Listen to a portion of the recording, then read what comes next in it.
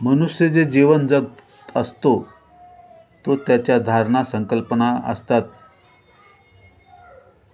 त्याबरोबर असतील तर तो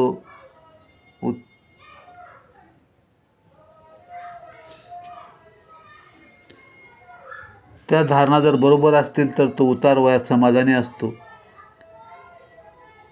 त्या चुकीच्या असतील तर तो असमाधानी असतो.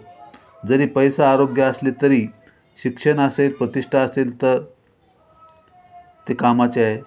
जर त्याचा दृष्टिकोन साफ असेल तर तो आतमध्ये तो आनंदी असतो. चित्त प्रसन्न असेल तर तसे चांगले वाटते. भागवत कर्म ॲडजस्ट करते. प्रेमाने शरण ज्याला भागवत शिकविते. प्रेमाने शरण जायचं देवाला. सातत्याने भागवत ऐका. माझा दृष्टिकोन साफ करणारी, माझ्या संकल्पना स्वच्छ करणारी, माझ्या कल्याणाची भगवंतांनी केलेली व्यवस्था म्हणजे भागवत आहे. वक्ता कोणाला याचे महत्त्व नाही. वक्ता कुणी असू दे, आपण भागवत ऐकले पाहिजे. भागवत श्रवणाचे पुण्य संपत नाही. माझा दृष्टिकोन साफ झाला तर माझे जीवन व मरण दोन्ही सुधारणार आहे. शांती निश्चितपणे आहे. तर देह बुद्धीत स्थापन झाले की स्वस्थ होतो. सुख शांतीमध्ये असते. आज विज्ञान जेवढे पुढे जात आहे तसे ते अध्यात्माजवळ जात आहे.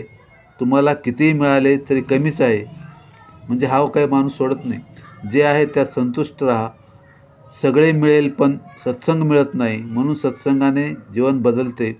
ज्याला स्वतःचे कल्याण पाहिजे त्याने धर्मावर नितांत प्रेम करावे. धर्मामध्ये वागावे. माझे कर्तव्य म्हणजे धर्म. विद्यार्थ्याचा धर्म अभ्यास करणे. आहार सात्विक असावा. कमी खावे. मनमोकळेपणा असावा. कधी दुसऱ्याचे वाईट चिंतू नये. सतत स्वतःच्या कल्याणासाठी शास्त्रे वाचावीत. चुकीचं वाचलं की आपले डोके तसेच होते. कितीही निर्गुण असाल तर सगुणावर प्रेम करावे. श्रीकृष्ण राम जसे. निर्गुण श्रेष्ठ की सगुण श्रेष्ठ यात वाद घालू नका. एकांतात बसून प्राणायाम करावा. प्रयत्न करून विषयाला सोडा. समीप ध्यान करा. मूर्ती मनात ठसवा. मी किती जप करतो यापेक्षा द्वेष करीत नसतो हे महत्त्वाचे आहे. सगळ्यात आधी शिव आहेत. म्हणजे सर्वप्रथम सृष्टीच्या शिव परमात्मा आहेत. सगळ्यात शक्ती जास्त आहे. भोळा म्हणजे स्ट्रेट फॉरवर्ड आहे.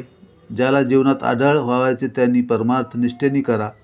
कार्य तर मोठे होईलच, तर त्या कार्यामध्ये तुम्ही भगवंताला विसरणार नाहीत. तेजस्वीपणे जीवन जगावे यासाठी भागवत आहे. हा प्रेमाचा ग्रंथ आहे. भागवताबद्दल प्रेम व प्रपंचाची वैराग्यता हा देतो. स्वच्छ होण्याकरता भागवत आहे. अयोग्य प्रभाव दूर करण्यासाठी हा आहे. आपले क्रियमान प्रारब्धावर मात करून कल्याणाकडे नेतो. आपली शक्ती वाढवणारा हा ग्रंथ आहे. आपल्या कल्याणासाठी अखंड सावधान असावे. पृथ्वीराजाने धान्य तांदूळ गहू उगवण्याचे कार्य केले. बी गोळा केले. देह चालविण्यासाठी अन्न खावे. जिभेच्या चवीसाठी खाऊ नये. सिद्धांचे बोल आयुष्य बदलतात. कर्तृत्व कर्तुम बोक्रत्व अहंकार माणसामध्ये आहे. मनुष्याला आत्मबुद्धी तर पशुला देहबुद्धी आहे. एक रुपया कुणाचा न विचारता घेऊ नये. चित्तवृत्ती बदलली पाहिजे.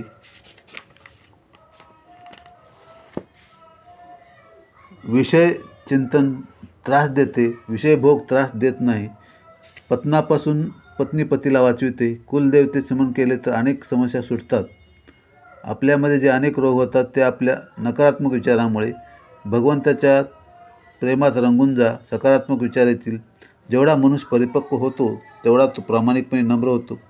जबाबदारी घेऊन सगळ्यांचे कल्याण चिंतणारी म्हणजे स्त्री. संन्यास म्हणजे मोडणे. मी व माझेपणा सोडा. जुने व नवीन यांचा योग्य समन्वय साधावा. गोसेवा करायला भाग्य लागतं पांढरी गाय लक्ष्मी असते. गोविंदसिंह नांदेड गोरक्षण करत होते. त्यासाठी त्यांनी लढा दिला. लक्ष्मी स्त्री किंवा संपत्ती नाही, ती ज्याचे चरित्र चांगले नाही त्याच्याजवळ राहत नाही. मी एकटा चांगला असे चालणार नाही, आजूबाजूलाही चांगले पाहावे, आरोग्य चांगले पाहिजे. ज्याला यश लक्ष्मी पाहिजे त्यांनी क्रोधावर विजय मिळवावा लागतो.